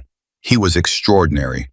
Reaper watched his son present at a state education conference, speaking to 500 administrators about trauma-informed practices, and felt his throat tighten. "Your mom would be proud," he said afterward. Dylan looked at him, surprised. Reaper rarely mentioned her. "You think so?" "I know so. She always said you had a gentle soul, that it would either break you or change the world." Reaper's voice cracked. "Guess we know which one happened." "I almost broke, though, a lot of times." "But you didn't, and that's what matters." Nina joined them, sliding her hand into Reaper's. They'd been together officially for 6 months now, taking it slow, building something real. "Emma's mom called me today," Nina said softly. "She saw Dylan's documentary, said it was like watching her daughter's death finally mean something." "What did you say?" "That Emma saved Dylan by teaching me to pay attention, that her life mattered, that I'd spend the rest of mine making sure no other parent has to bury their child because adults looked away." Dylan hugged her tight. "You saved me, Nina. You and Dad. You chose to see when everyone else was blind." The 3 of them stood together in the conference center lobby, this unlikely family forged from trauma and healing. 2 months later, Jake Chen was released from juvenile detention. Early release for good behavior and exceptional progress in therapy. He showed up at Hidden Kindness, nervous and thin, asking if he could volunteer. "I don't expect forgiveness," he told Dylan. "I just want to help. Want to spend my life making sure no kid becomes what I was." Dylan studied him for a long moment, then extended his hand. "Welcome to the team." Jake's eyes filled with tears. Really? Really? But you're on probation with me too. Mess up once, you're gone. I won't. I swear I won't. Jake became one of Hidden Kindness's most powerful advocates. He spoke at schools about the psychology of bullying, about how hurt people, about breaking cycles. His testimony was raw, honest, brutal. Kids listened because he'd been where they were. Tyler Morrison, released 6 months later, joined them too. Then slowly, carefully, other reformed bullies. Kids who'd learned better, who wanted to do better. We're not just helping victims anymore, Nina said at a staff meeting. We're preventing future ones by rehabilitating the hurt kids before they become hurtful. It was revolutionary, and it was working. 3 years after that terrible day in the diner, when Nina first felt those staples, Dylan stood at his high school graduation. Valedictorian. Full scholarship to NYU for photography and social justice. His speech was short, direct, powerful. I survived because one waitress paid attention, because my father chose love over revenge, because a community decided enough was enough. Dylan looked out at the crowd. But thousands of kids don't survive. They don't have a Nina or a Marcus or a Hidden Kindness. They suffer in silence until silence becomes permanent. He paused, letting the weight of that sink in. So here's what I'm asking you. See the quiet kids. Notice when someone's hurting. Don't look away because it's uncomfortable or not your problem. Be the person who pays attention. Be the adult who believes. Be the friend who stands up. Because silence protects the wrong people, and speaking up saves lives. The crowd rose in standing ovation. After the ceremony, Reaper hugged his son tight. I'm proud of you, Dylan. Prouder than I've ever been of anything. Even your motorcycle? Reaper laughed. Even my motorcycle. Nina wiped her eyes. Emma would be your age now, would have graduated today. Then this is for her too, Dylan said. Everything we built. It's for Emma and every kid like her. Every kid like me. That night at Lou's Diner, where it all started, they celebrated with chocolate cream pie and too much coffee. Lou came out from the kitchen, his weathered face soft with emotion. You changed this town, kid. Changed a lot of towns. We all did it together. Nah, you started it. You had the courage to speak up when speaking up was the hardest thing in the world. Lou squeezed Dylan's shoulder. That's heroism right there. 5 years later, Hidden Kindness operated in all 50 states and 12 countries. Dylan, now a professional photographer and activist, traveled the world documenting resilience. Nina ran the organization full-time, her social work license reinstated, her guilt over Emma transformed into purpose. Reaper managed logistics and finances. His old Brotherhood brothers now volunteers teaching at-risk youth trades and skills. Jake worked as a counselor, specializing in bully rehabilitation. Tyler became a teacher, creating safe classrooms. Even Chase, released at 21 after 7 years of intensive treatment, quietly volunteered at a crisis hotline. His identity protected, his redemption uncertain, but ongoing. The scars remained. They always would. Dylan still had nightmares sometimes, still touched his scalp unconsciously when stressed, still carried the weight of what happened. But he also carried hope. Because Hidden Kindness had saved 47,000 lives, one for every staple that had been driven into his head. 47,000 kids who spoke up, got help, survived. Because bullying reports were up 70% nationwide, meaning kids finally felt safe telling the truth. Because suicide rates among youth in Hidden Kindness programs dropped 63%. Because one waitress had paid attention when everyone else looked away. Because one father had chosen healing over vengeance. Because one boy had turned his suffering into salvation for thousands. On the 10th anniversary of Hidden Kindness, Dylan returned to Millbrook. The town had changed. Dr. Okafor was now superintendent. The community center was named in Emma's honor. Every school had trained counselors and mandatory reporting protocols.